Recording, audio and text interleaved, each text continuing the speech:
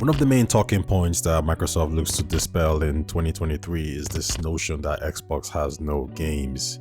And while this statement in itself isn't entirely true, there is some merit to it. On one side, Xbox will point you to games such as Pentiment, Psychonauts 2, Halo Infinite, Grounded, As Dusk Falls, Flight Simulator, and Forza. And on the other side, you find the neutral PlayStation fans, disgruntled Xbox gamers, and pretty much everyone else telling you those games aren't enough.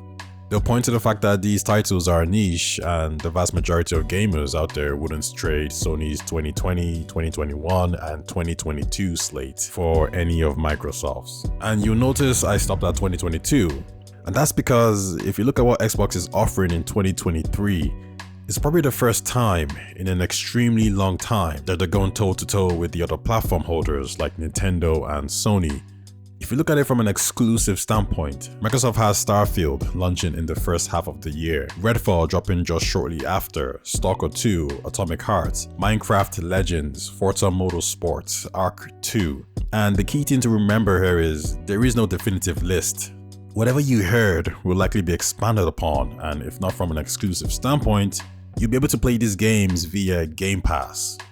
So not only is Microsoft dispelling this notion that they don't have any games, they've more or less ensured the Xbox ecosystem is the best and cheapest place to obtain these games. And I think that's really the main focus here. Game Pass is about to have its best year with around 40 games announced so far. And apart from the ones I mentioned already, you have Lies of P, Monster Hunter Rise, Wo Long, Amnesia, Flintlock, The Last Case of Benedict Fox, Hollow Knight, and so much more. And the other key thing to really take away is there's more to come. From a strictly gaming perspective, Microsoft is in a winning position. And if that Activision Blizzard deal goes through, that's Diablo 4 and any other Activision Blizzard 2023 game arriving day one on Game Pass, bar Call of Duty. But all that doesn't matter if Microsoft doesn't address the next biggest talking point, and that's Xbox can't make great games. Again, this isn't entirely true, as Halo Infinite has a Metacritic of 87. Psychonauts 2 is at 87, Flight Simulator is at 90, Forza is at 92. The issue at hand is, these are not your typical AAA adventure blockbuster games.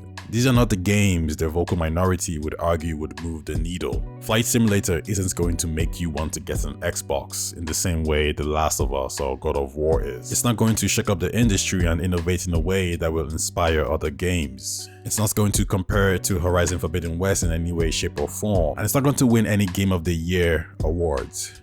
And in a barren 2022, 3 out of the 6 nominated Game of the Year titles were exclusive to the Sony ecosystem. 0 were exclusive to Xbox.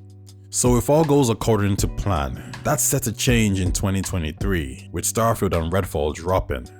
I won't go into too much details, but the majority of people would argue Starfield is probably the biggest game launching in 2023.